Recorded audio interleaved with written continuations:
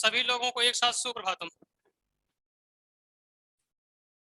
संस्कृत में क्या बताया जा रहा था?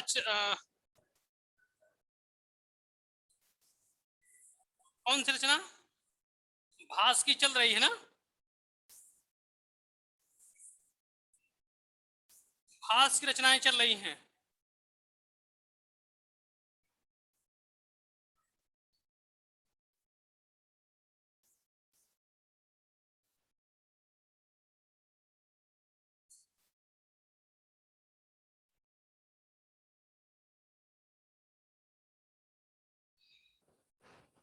कौन सी रचना थी लास्ट में? घटोत्कच।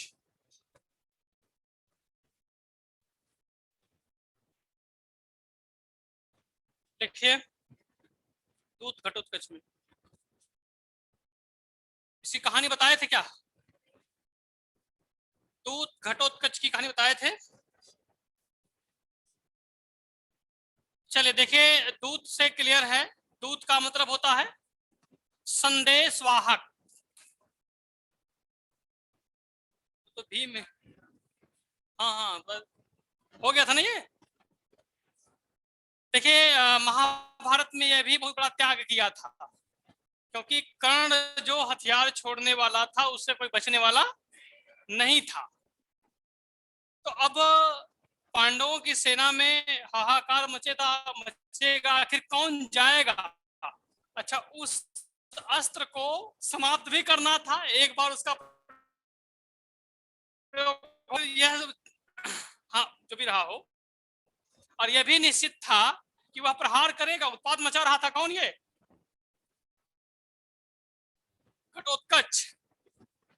जाने रहिएगा, अभिमन्यु नाम जानते हैं ना? अभिमन्यु, अभिमन्यु की मृत्यु के बाद यह महाराज धृतराष्ट्र के यहाँ पांडवों का संदेशा लेकर के जाता है, जहां इसको अपमान सहना पड़ता है। ठीक ना? और महाभारत का युद्ध छल से यहीं से लड़ना शुरू हो जाता है, क्योंकि जब दुर्योधन का पुत्र युद्ध में मारा जाता है, तो दुर्योधन जो है पुत्र मोह में अपने सभी महारथियों को यह आदेशित करता है कि यह बचने ना पाए, चारों तरफ से इसको घेर लीजिए और ये जाने ना पाए। अब जाने रहिएगा, उसमें गुरु द्रोणाचार्य भी थे, भीष्म पितामह भी थे, अश्वत्थामा भी था, यानी जो हम महारथियों मिल करके मारे। हाँ हाँ, यहां तक कि इन अभिमन्यु के पास हथियार भी नहीं था। ठीक ना? तो यहीं से अब ये छद्म का युद्ध होता है। उसी को बताने के लिए इसके यहाँ धृतराष्ट्र के यहाँ जाता है कि किस प्रकार से युद्ध में जो है अनीतिपूर्ण से एक बालक को ये बड़े बड़े महारथी घेर करके मारते हैं। उसी का वर्णन है इसमें, लिख दीजिएगा। लिखिए, एकांकी, एकांकी हो गया। लिखिए, इस एकांकी में, इस एकांकी में अभिमन्यु की, अभिमन्यु की मृत्यु के बाद,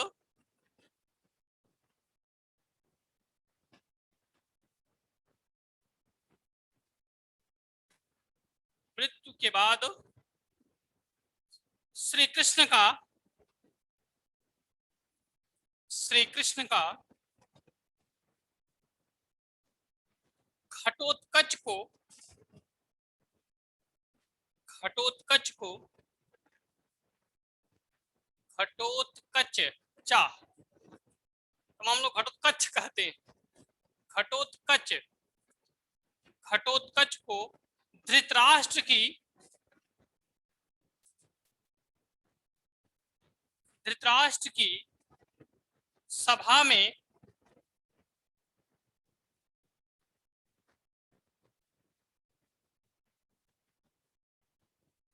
भेजने का वर्णन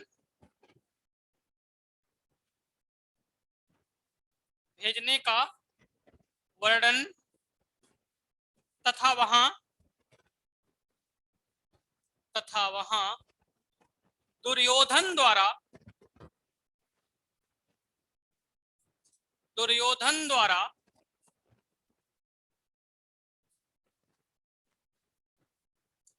अपमानित करने का वर्णन है।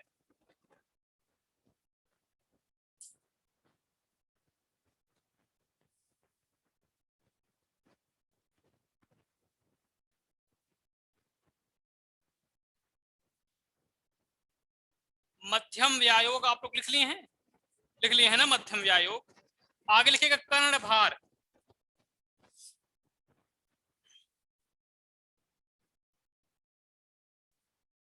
कर्णभार, चलिए, कर्ण के पिता कौन है? शौर्य हैं। देखिए, एक बार होता क्या है कि गुरु द्रोणाचार्य ने एक सभा का आयोजन कराया जिसमें उन्होंने अर्जुन को सर्वश्रेष्ठ धनुर्धर घोषित कर दिया। उसी का प्रोग्राम चल रहा था। उसी सभा में पहुंच गया कौन? कर्ण। कर्ण ने कहा कि बिना प्रतियोगिता के गुरुदेव, कैसे आपने जो है अर्जुन को सर्वश्रेष्ठ धनुर्धर घोषित कर दिया? हा? और जिसको आपने शिक्षा तक भी नहीं दिया उसका अंगूठा भी कटवा लिए, उससे तेज भी धनुर्धर था। कौन? एकलव्य। और मैं भी जो कुछ सीखा हूं, मैं एक बार अर्जुन को जो है आमंत्रित करता हूं कि आकर के जो है वह हमसे मुकाबला कर ले, उसके बाद आप जो है विजयी बनाने का जो घोषणा करें। ठीक है, यहां तक बात तो सही थी। अब बात आई कि उस सभा में वही व्यक्ति प्रतियोगिता में भाग ले सकता है जो क्षत्रिय हो। क्या हो? क्षत्रिय हो, जिसके नाम, पिता का नाम पता हो, वंश का नाम पता हो। तो घोषणा होती है किसके? अर्जुन के पिता यह हैं, वंश इनका यह है, माता यह है, गुरु यह है। अब कर्ण, तुम ये बताओ तुम्हारे पिता कौन है, उसके बाद तुमको मैं अपनी जाति बताओ, किस जाति के हो। क्षत्रिय हो गए तभी तुमको। अब बेचारे इसके पास निरुत्तर हो गया। इन्होंने कहा कि ज्ञान में या अस्त्र शस्त्र में जाति मायने नहीं रखती, लेकिन कौन मानने वाला है भाई? जब राजा अपना है, गुरु जी भी साथ हैं, तो कौन कहेगा? उस समय कर्ण को पहचाना था कौन? दुर्योधन। दुर्योधन ने कहा कि ठीक है, अगर अर्जुन, क्या नाम है, कर्ण को मैं राजा बनाता हूं अंग का। कहां का? अंगराज ये कहलाएगा। और गुरुदेव, कल आप जो है इसके राज्याभिषेक का आयोजन कराइए। लेकिन अंत में राज्याभिषेक भी हो जाता है, लेकिन पिता का नाम ज्ञात ना होने कारण और माता कुंती को ये कहा भी था कि हम बताएंगे नहीं। कुंती की हालत खराब थी।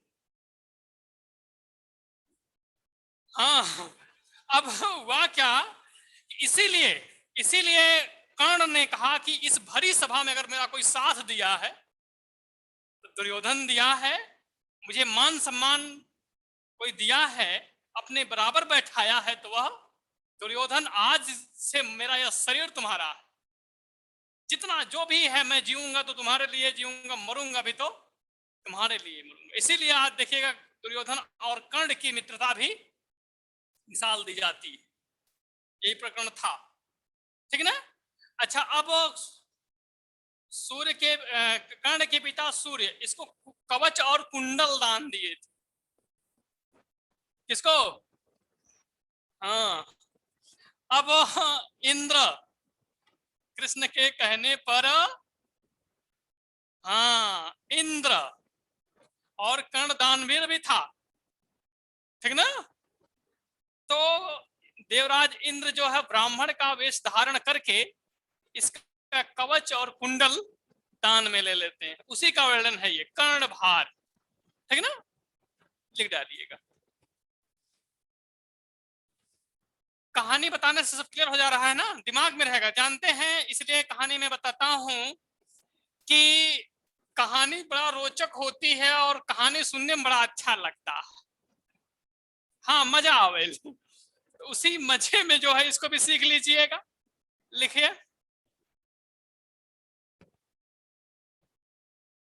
कर्णभार, लिखिए एकांकी नाटक, एकांकी नाटक लिखिए। इस ग्रंथ में कर्ण द्वारा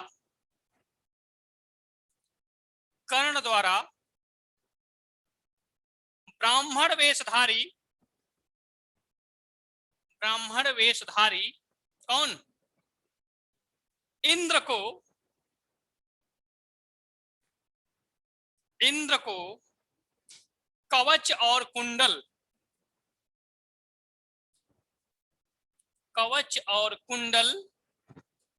दान देने की कथा वर्णित है, कवच और कुंडल दान देने की कथा वर्णित है।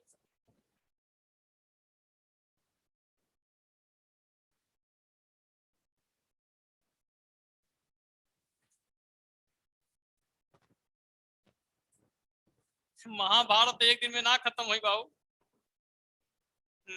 बहुत दिन लग जाए। चलिए अब अगला ग्रंथ लिखिएगा, प्रतिमा नाटकम, प्रतिमा नाटकम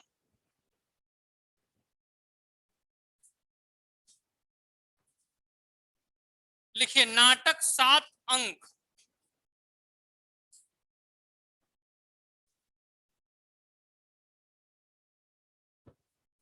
नाटक 7 अंक लिखिए। इस नाटक में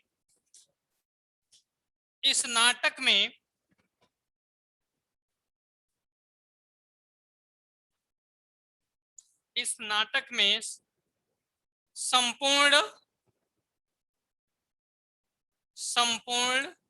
राम कथा, अब देखिए महाभारत से खत्म होकर किस पे आ गए हैं, रामायण पे। संपूर्ण राम कथा संक्षेप में वर्णित है,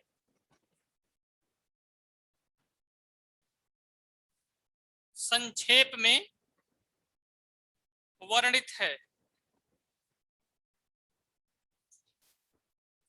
हो गया, यह भास का सबसे बड़ा नाटक, अंडरलाइन करिएगा, पूछा जाता है अक्सर ये, यह भास का सबसे बड़ा नाटक है।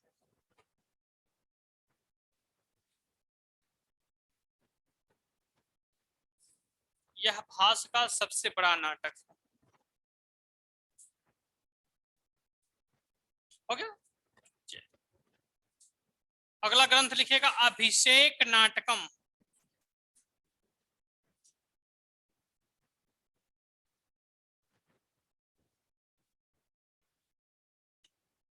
अभिषेक नाटकम। चलिए अभिषेक का मतलब जानते हैं, अभिषेक मतलब होता क्या है, बताइए, आप लोग भी बताइए, इधर के लोग भी बताएं। अभिषेक का मतलब क्या होता है, किसी को अभिषेक करना, हाँ लपेट लिया,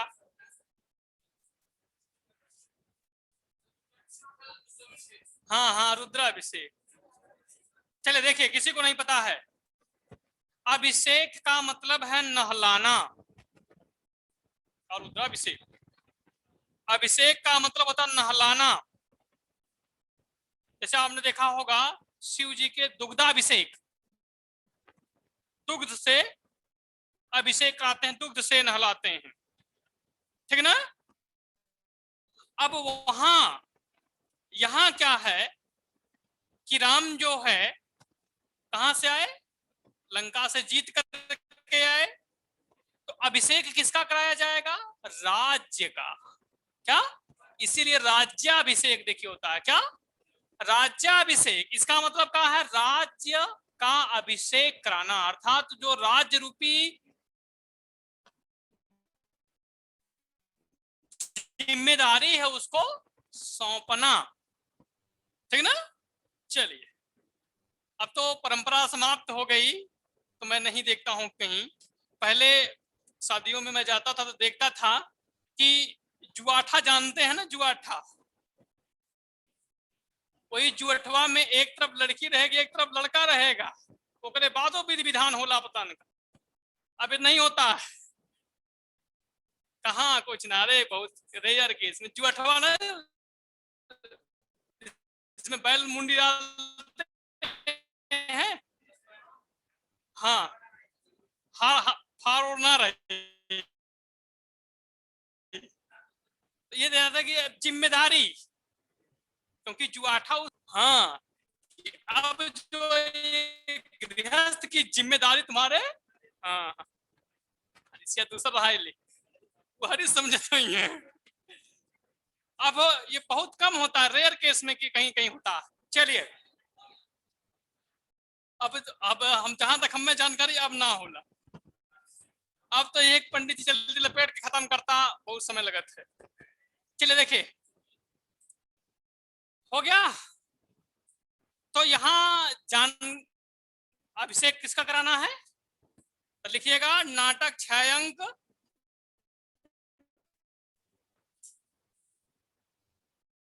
नाटक 6 अंक,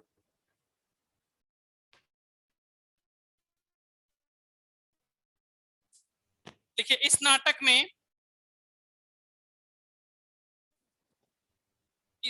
में किष्किंधा, किष्किंधा, बहुत लोग नहीं लिख पाएंगे किष्किंधा,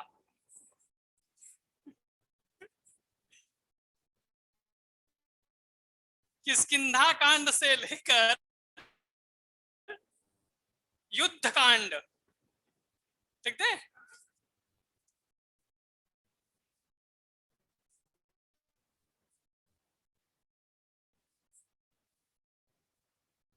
किष्किंधा,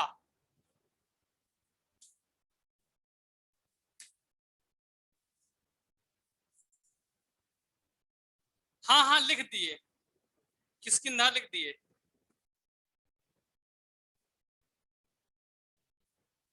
किष्किंधा कांड से लेकर युद्ध कांड, ब्रेकर में लिख दीजिएगा लंका कांड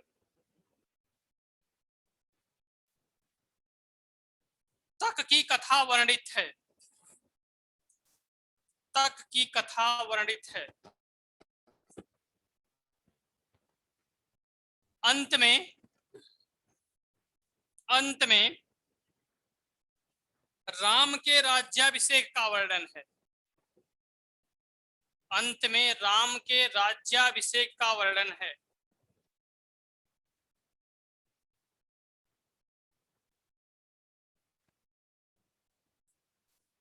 ये जो 2 नाटक लिखे गए आपके, प्रतिमा नाटकम और अभिषेक नाटकम, यह रामायण पे है, किस पे है, रामायण पे।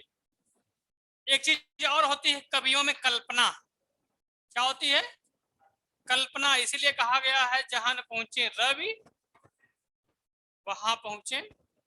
अब इनकी जो कल्पना पर आधारित रचना है उसको लिख दीजिएगा, अविमारक, यही पूछा गया था।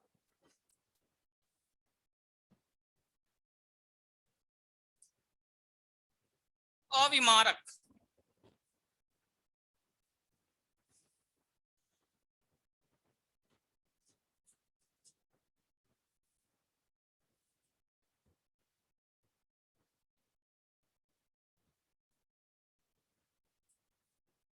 हो गया, लिखिए अविमारक।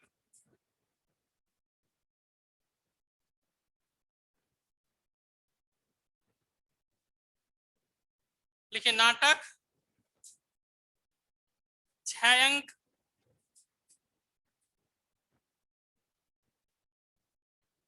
देखिए इस नाटक में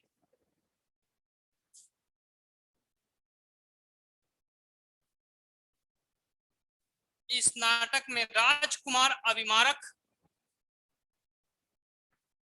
राजकुमार अभिमारक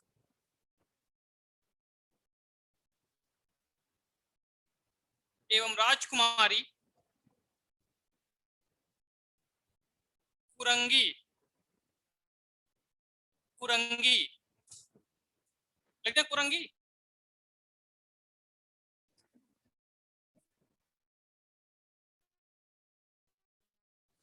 कुंती भोज की पुत्री, कुरंगी कुंती भोज की पुत्री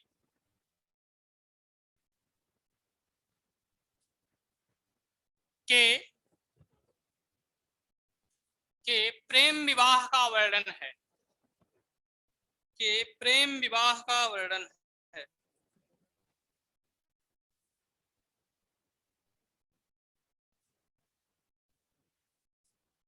हो गया। अगला लास्ट वाला देखिए 13 हो जाएगा इसको लिखने के बाद। चारुदत्तम या चारुदत्त, चारुदत्त अगला ग्रंथ।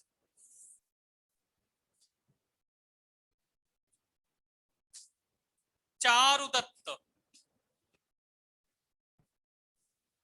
जाने रहिएगा, यह जो ग्रंथ है चारुदत्त, यह भास का अंतिम एवं अपूर्ण ग्रंथ है। हाँ अभी लिखिएगा, अभी लिखिएगा पहले। यह जो ग्रंथ चारुदत्त है, यह इनका अंतिम और अपूर्ण ग्रंथ। कभी कभी पूछा जाता है कि भास का अंतिम और अपूर्ण ग्रंथ कौन सा है, तो वह है चारुदत्त। कभी कभी पूछा जाता है कि ये जो लिखे हैं चारुदत्त ना, कहीं कहीं लिखा है दरिद्र चारुदत्त, दरिद्र, ध्यान दीजिएगा, दरिद्र।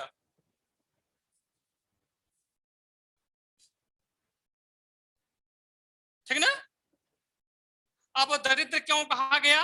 क्योंकि ये चारुदत्त जो है ब्राह्मण है। कौन है? और हमने बताया था कि ब्राह्मण क्या होते हैं?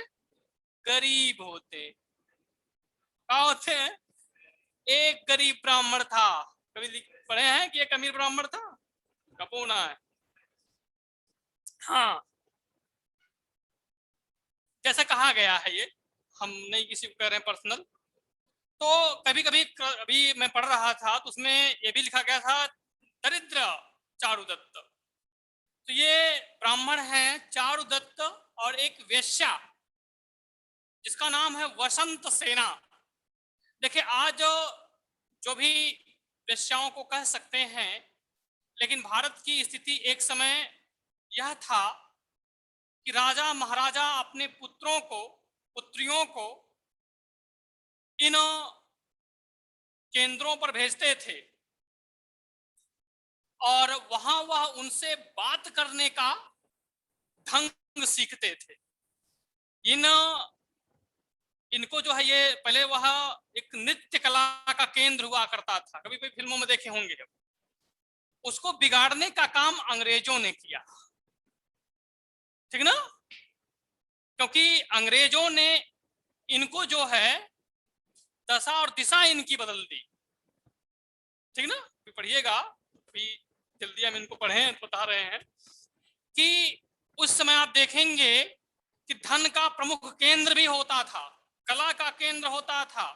जैसे आप देखेंगे शिवाजी भूषण के दरबार में एक वेश्या थी राय प्रवीण, क्या नाम था उसका? राय प्रवीण, जिसको केशव दास ने शिक्षा दिया था रसिक प्रिया में। ठीक ना। तो एक समय था यह, लेकिन उसको बिगड़ा हुआ रूप देह व्यापार में जोड़ दिया गया। और भले ही अंग्रेजों ने इनका विरोध करना शुरू किया, लेकिन यह भी कम नहीं रही। भले ही अस्त्र शस्त्र नहीं उठाई, लेकिन विद्रोहियों को पनाह और उनको धन उपलब्ध कराने का काम जो है यहां से होता था। ठीक ना। तो वही चीज है इसमें। नायक है इसका जो है चारुदत्त ब्राह्मण है और वेश्या है इसका वसंत सेना, उसी का वर्णन है। फिर लिख लीजिएगा इसमें। नाटक 4 अंक, नाटक 4 अंक लिखे। इस नाटक में ब्राह्मण चारुदत्त, ब्राह्मण चारुदत्त एवं वेश्या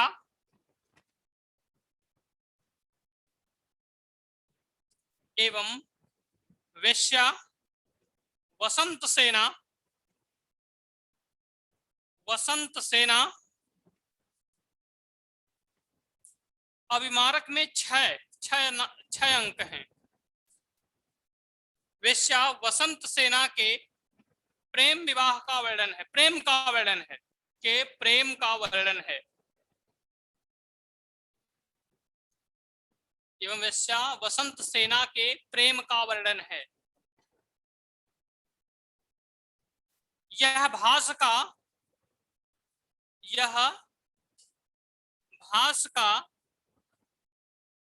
अंतिम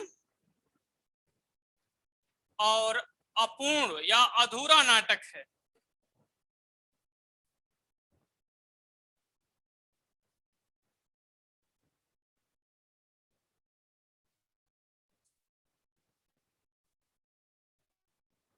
हो गया? रचनाएं देखिए 13 हो गई होंगी।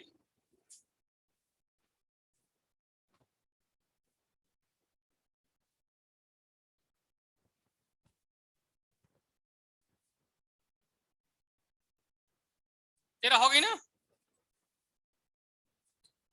चलिए, जिनका 12 है वो अगले अगले टर्न में पढ़ेंगे। वो 13 हमने बता दिया।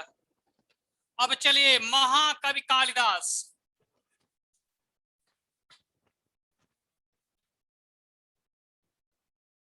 महाकवि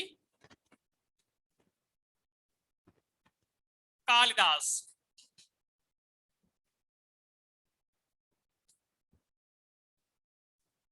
हाँ, ये जो नाटक लिखे हैं अभी आपको, अभिमारक और चारुदत्त, ये दोनों कल्पना पे है।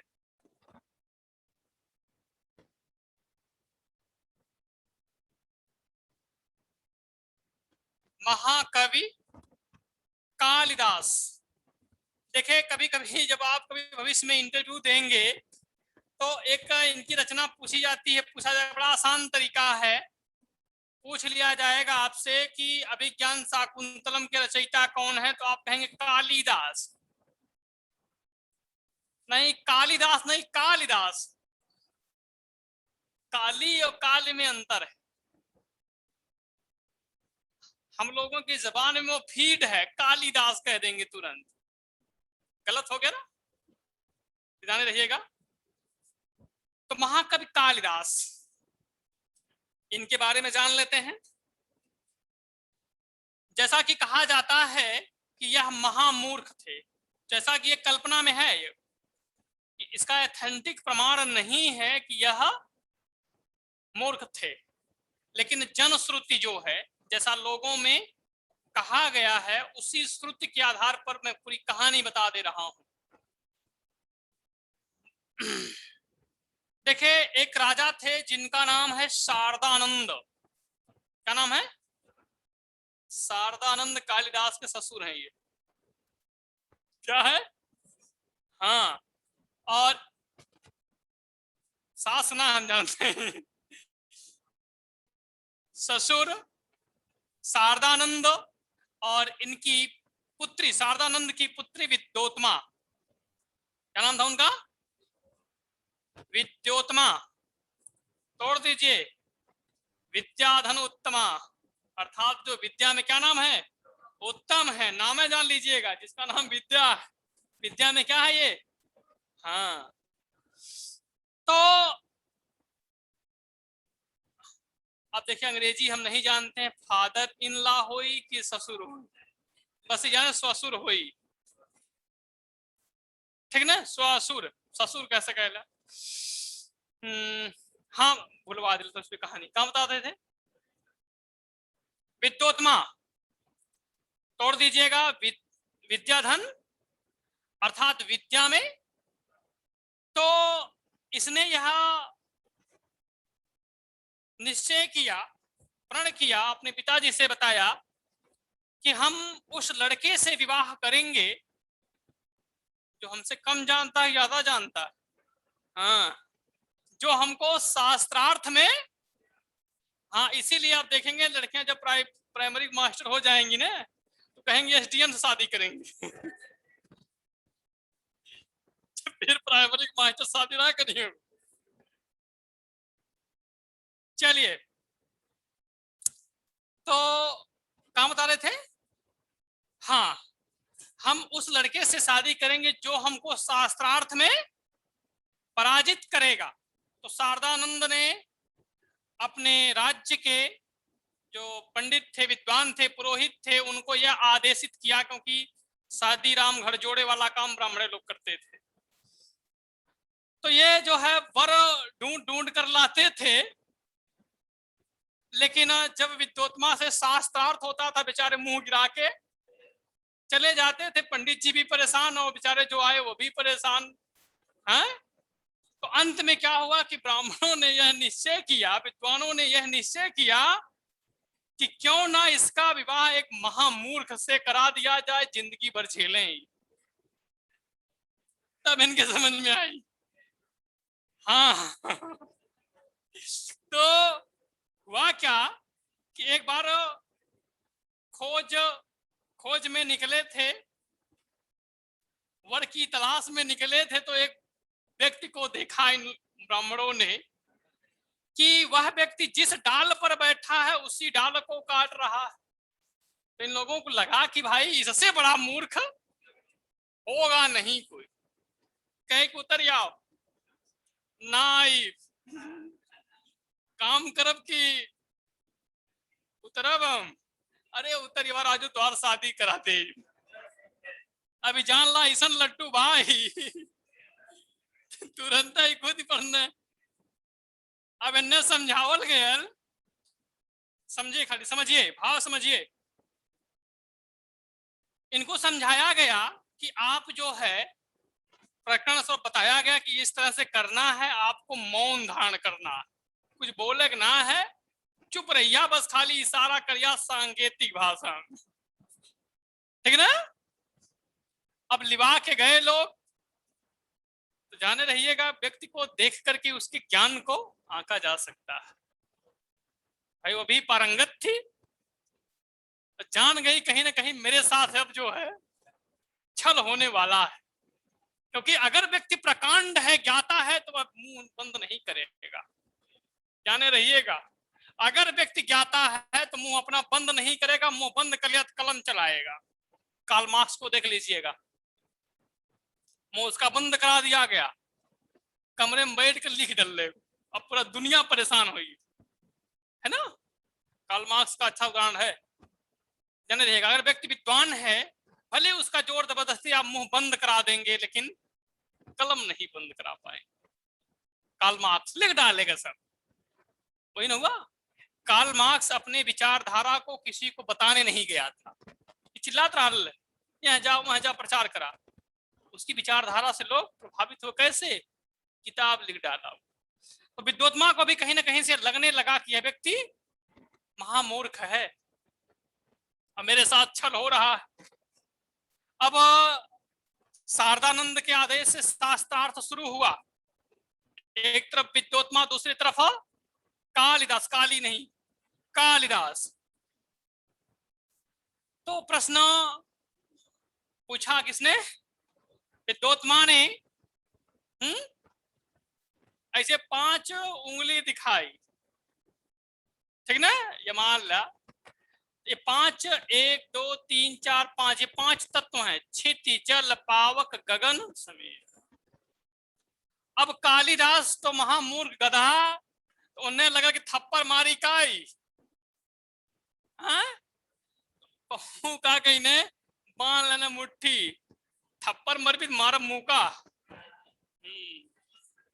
अब देखिए, जब इसका निष्कर्ष निकाला गया, व्याख्या की गई, तो विद्वत्मा से पूछा गया क्या आपने 1 2 3 4 5 तत्वों को पूछा? उन्होंने कहा हाँ। तो कालिदास ने कहा कि 5 तत्वों से क्या बनल है? शरीर का निर्माण हुआ है।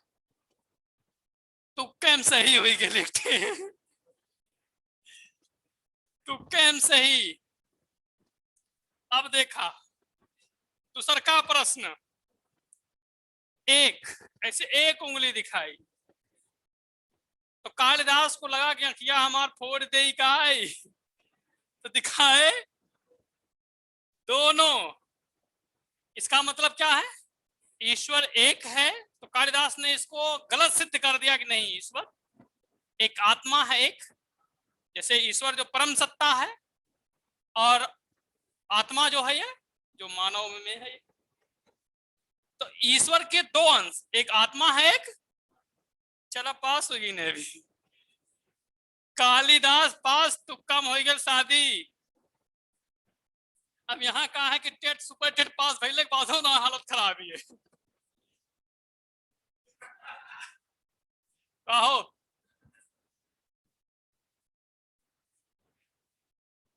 चला, तो अब इनका विवाह हो गया। जब विवाह हो गया तो पहले से ही विद्योत्मा को शक था कहीं न कहीं से मामला गड़बड़ है। रात्रि में जब यह शयन कक्ष में गए तब एक जो है ट्रेजेडी हो जाती है बेचारी। हाँ, एक और परीक्षा हमें तो भैया तो ये क्वेश्चन हल तो कि तिसरका हो, तिसरका हम की बता दिया, हम तो ये क्वेश्चन जानते थे। धर्मेंद्र जो भी हैं दो ही क्वेश्चन पूछी थी विद्योत्मा ने, तिसरका हम लोग नहीं जानते। तो रात्रि में जो है एक ऊंट ने चिल्लाना शुरू कर दिया। तो विद्योत्मा ने पूछा यह किसकी आवाज है, तो कालिदास ने कहा उंट्र उंट्र, जबकि उष्ट्र कहना था। तो उंट्र घबरा गए वहीं और मारी धक्का आ गई नीचे, ठीक ना। जब नीचे आ गई नहीं तो वहां काली जी की एक प्रतिमा रखी गई थी। किसकी? और काली जी जो रक्त की देवी, रक्त इनको बहुत प्रिय है, और अगर वह रक्त जीभ का हो तो और भी जरा प्रिय हो। तो जीभ जब इनकी कट गई दांत से और वह काली जी की प्रतिमा पर गिरी है, तो साक्षात काली जी प्रकट, वरदान मांगो बेटा क्या चाहिए। तो इनके गधा राम के समझ में आयल कि के मरले है, कहने विद्या विद्या कहनी तथास्तु, जो तुमको विद्या ही प्राप्त हो जाएगी, ठीक ना। अच्छा, अब जब विद्या में पारंगत हो गए, कुछ वर्षों बाद वेद अध्ययन करने के बाद जब यहाँ पहुंचे, कहा फिर ससुरारी गई नहीं।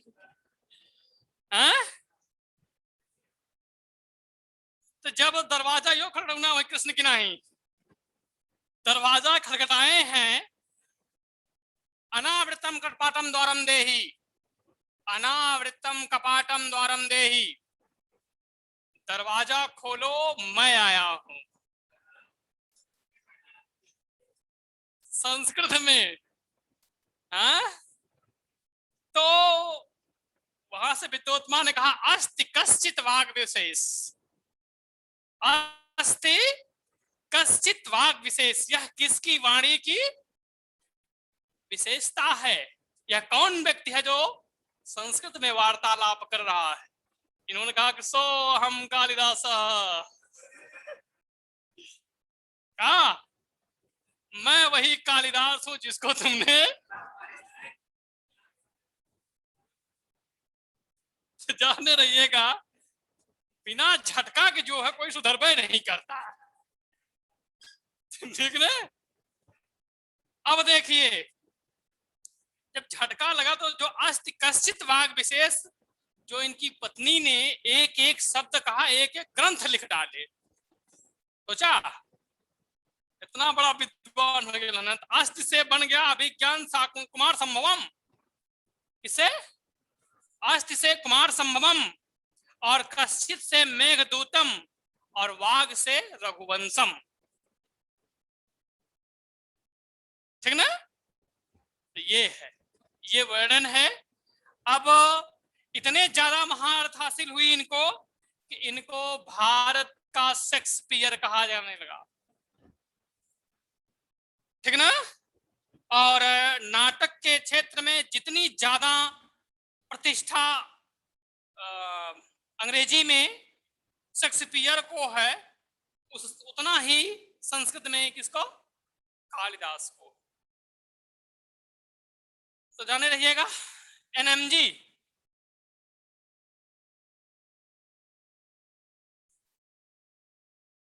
एनएमजी लिखे, एनएमजी क्या है पता है? हैं एनएमजी 322 नाटक लिखे या 3, महाकाव्य लिखे 2 और गीत काव्य लिखे। चलिए तो सबसे पहले नाटक के बारे में लिखते हैं। क्या डाल रही हेडिंग लिखिएगा, कालिदास के बारे में लिख डालिएगा। एनएमजी 322 याद रखिएगा और जाने रहिएगा। मैं आपको बता रहा हूं कि अगर संस्कृत की परीक्षा आप देंगे तो कालिदास को से अगर प्रश्न नहीं आया तो जान लीजिएगा कि अपूर्ण है, निश्चित रूप से पूछेगा। कभी कभी तो 2-3 प्रश्न पूछ लेता। चलिए कालिदास के बारे में जान लेते हैं, लिख लेते हैं। लिखिए, विद्वानों के अनुसार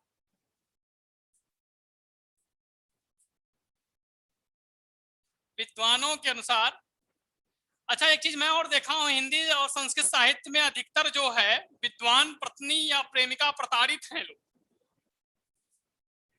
ये काला जी सर। चलिए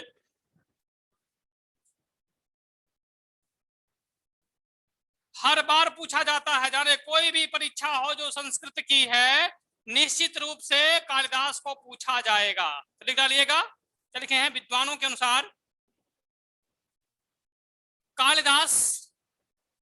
कालिदास विक्रमादित्य के 9 रत्नों में से एक थे। 9 रत्नों में से एक थे।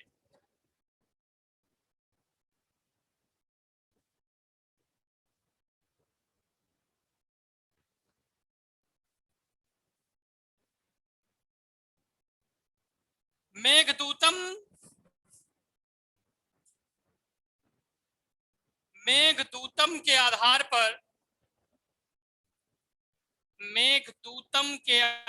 पर इन्हें उज्जैन का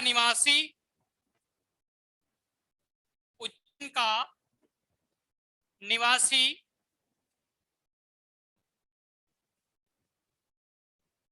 एवं शिव भक्त माना जाता है। शिव भक्त माना जाता है। एक चीज और जान लीजिएगा, जब तक व्यक्ति सफल नहीं है कोई अपनाने को तैयार नहीं होता है, ठीक ना? जब सफल हो जाएगा तो क्यों भी कहेगा हाँ हाँ ठीक। क्योंकि जब तक ये मूर्ख थे तब तक कोई नहीं कहा कालिदास हमारे गांव में। लेकिन जब यह विद्वान हो गए तो कुछ कश्मीर के लोग कहते हैं कि यह हमारे यहाँ के थे, यूपी वाले कहते हैं हमारे यहाँ के थे, और एमपी वाले कहते हैं हमारे यहाँ के। तो कालिदास ने इसका भी खंडन कर दिया। किस ग्रंथ में? मेघदूतम में।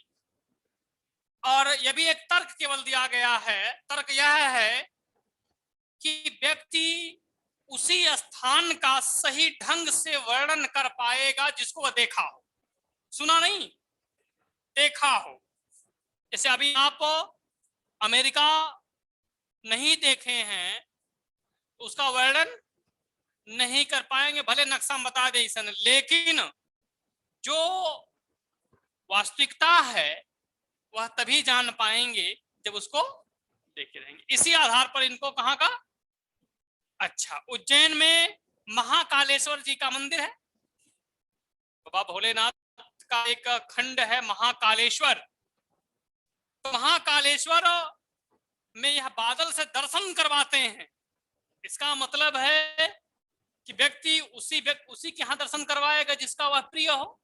हाँ, इसी आधार पर इनको किसका, इसी ग्रंथ में इन्होंने कैलाश पर्वत का भी वर्णन किया है। और कैलाश पर्वत में बताया गया है इन्होंने बाबा भोलेनाथ का निवास स्थान है, वहां भी थोड़ा सा जाके उनको प्रणाम कर लेना। इसका मतलब है इनके आराध्य देव कौन थे, शिव जी। आगे लिखिएगा,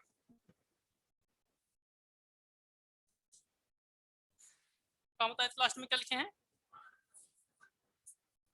लिखिए आगे। इनका प्रिय अलंकार, इनका प्रिय अलंकार उपमा, उपमा, शैली, वैदर्भी,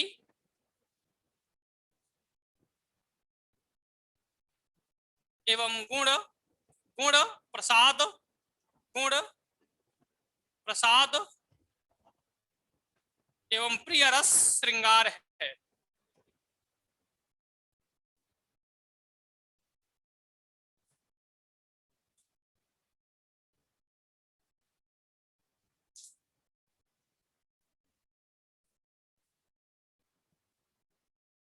प्रिय रस,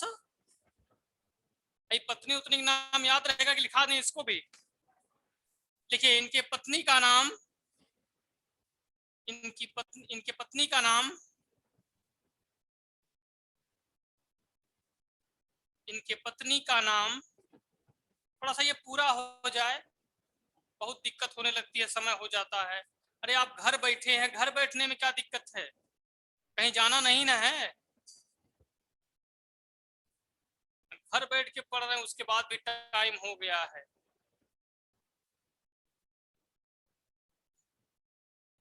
कहाँ बताना था, इनकी पत्नी का नाम विद्योत्मा,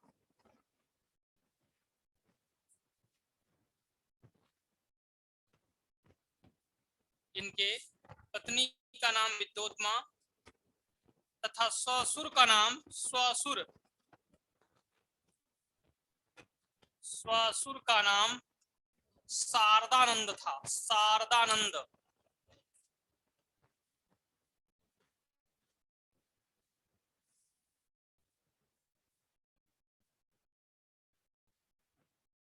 हो गया, देखिए कालिदास के मित्र,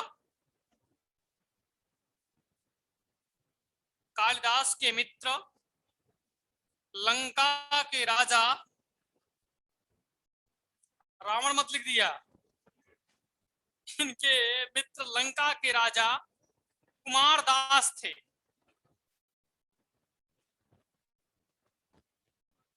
बात है, त्रेता युग की बात है ये जो है अभी, जब आदमी विद्वान हो तब ओकर मित्र होला, पहले ना। अब गधा का मित्र होई वो कालिदास है। अब लिखिए आगे,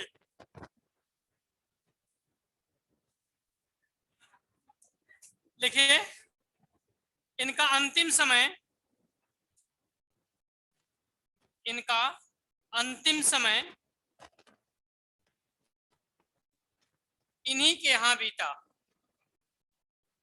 इन्हीं के यहां बीता।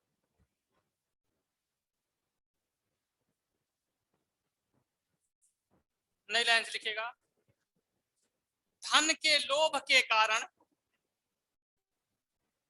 धन के लोभ के कारण एक वेश्या ने, एक वेश्या ने कालिदास की हत्या करा दी थी।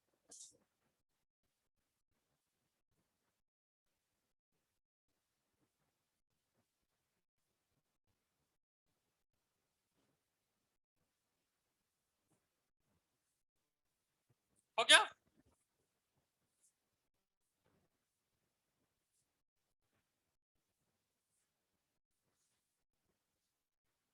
फिर डालिएगा कालिदास के नाटक, कालिदास के नाटक से हेडिंग डलवा दें, कालिदास के नाटक।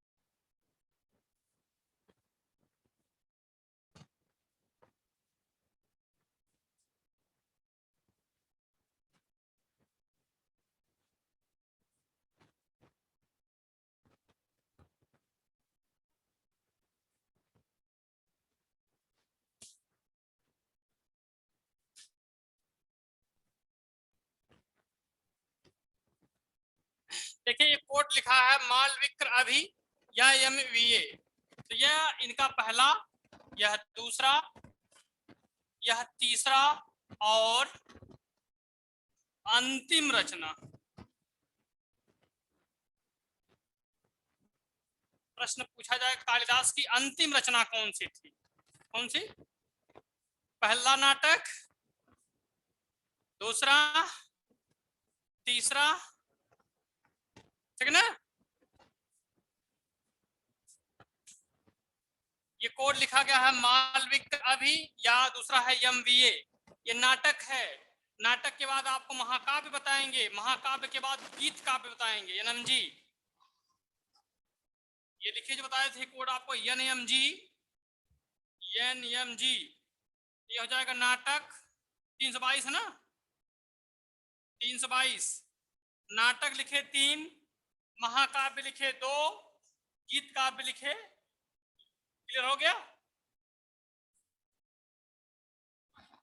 ये कोड याद रखिएगा, मालविक्र अभि। जब ये कोड याद हो जाएगा 1 2 3, गिनती हम कैसे पढ़ते हैं? गिनती कैसे पढ़ते हैं? 3 2 1 1 2 3। हाँ, तो पहला, दूसरा, तीसरा। बाकी आज के लिए इतना ही, और कल एक एक ग्रंथ की पूरी कहानी बताने के बाद लिखाया जाएगा। और इसमें सबसे महत्वपूर्ण है अभिज्ञान शाकुंतलम, अक्सर उससे प्रश्न पूछ लिया जाता है। चलिए।